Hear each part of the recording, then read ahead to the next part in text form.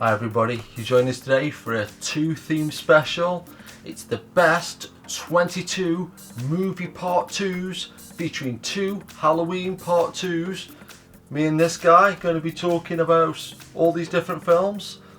Put the rules on the refrigerator, and as you can see, the 2 rules are I have to own the film in some kind of physical format, and the title of the film has to feature the number 2 within that title. So that's why certain films will be omitted from this. Certain great films like Airport 1975, among many great movies. Oh, look at this guy over here, always causing trouble. This is Police Academy 2 there.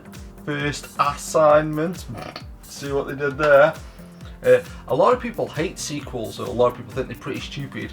But one reason that I really love sequels was this issue of Empire from July 1990, and I distinctly remember sitting in the kitchen at my parents' house when I got this from the local discount giant, as you do, and I remember literally going through the summer preview section counting all the sequels. So it was like Die Hard 2 and Another 48 Hours, Back to the Future 3, Gremlins 2, Robocop 2, among many others.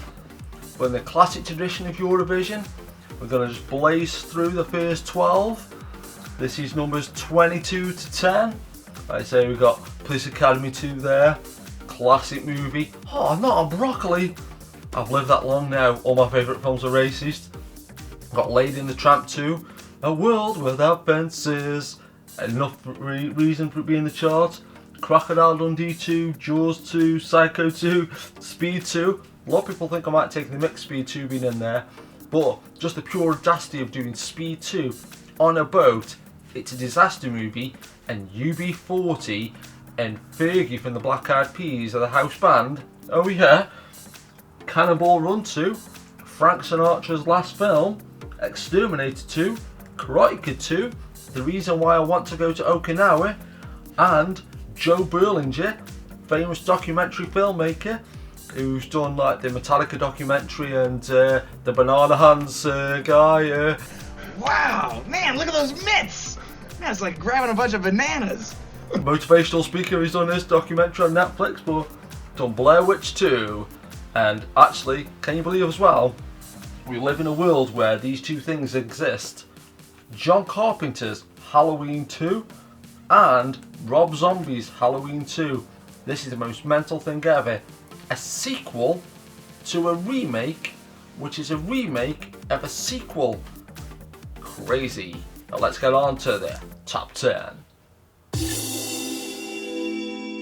The Western revival's kicking back in now with things like the Magnificent Seven remake and Westworld remake, the TV series. This was a great sequel from when I was a kid. Young Guns 2, Blaze of Glory. And it kind of shows how sort of the Western genre was still pretty popular. It was still giving it a damn good go. Can you believe they were actually doing sequels to Westerns with hit soundtracks by people like, or hit songs off the soundtrack I should say, by people like Bon Jovi with Blaze of Glory. And I really love this film because it's one of the few Westerns with a car in it. It's always kind of struck me as being pretty cool. It was always just one of those series that I was always glad to see continue, and I was kind of surprised there hasn't been a Young Guns 3 actually. And especially with things like Netflix and stuff like that, would have thought it would come back round. Maybe there's still time, I guess, but Young Guns 2, Blaze of Glory. This is Damien, Omen 2. Another great sequel, I guess. All of the sequels are on this list, I suppose. But now there's this modern tradition with horror films, or it's becoming a bit of a modern tradition now where they're rebooting things like Elm Street, Friday 13th, and they're not putting that new number on there.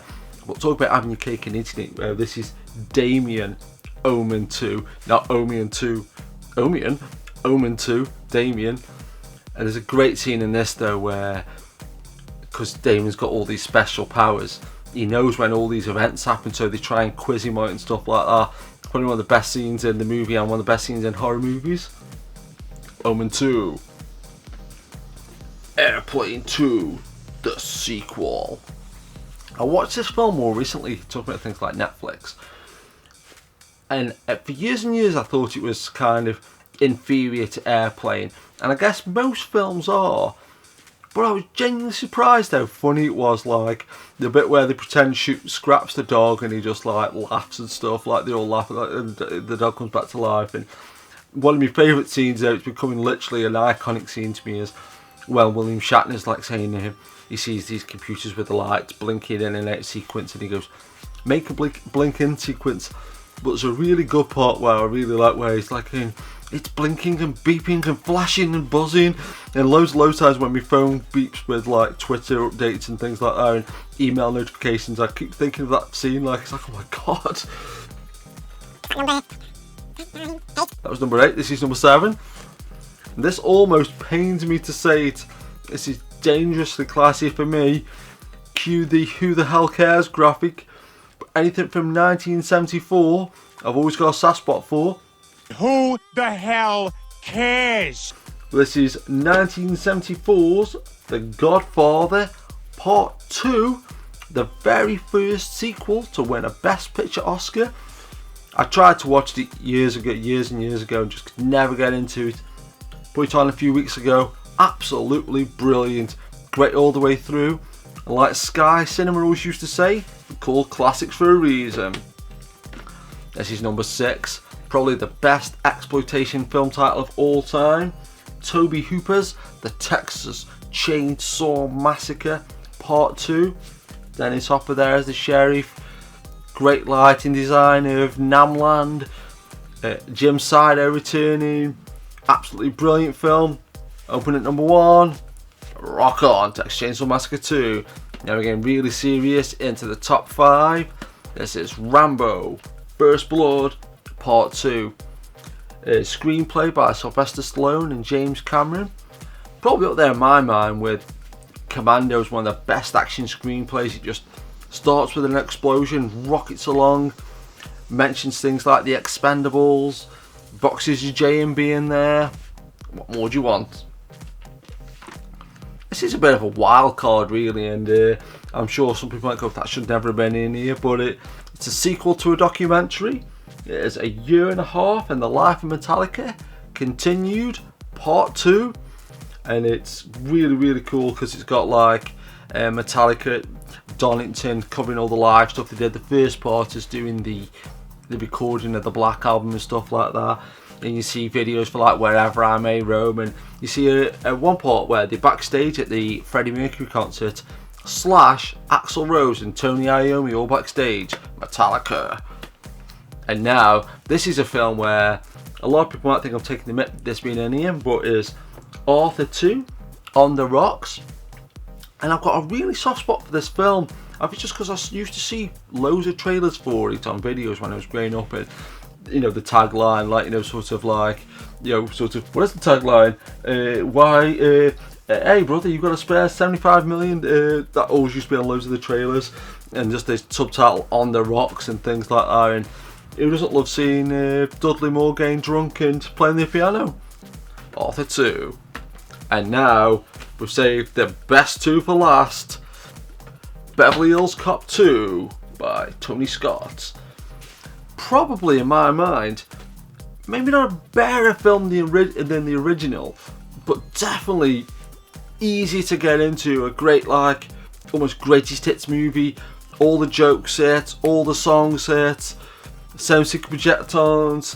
Where'd you get that shell casing from? Oh, because Charles Bronson's a close friend of the family, gave it to me for Christmas. It's got Jurgen Prochnow in from In the Mouth of Madness.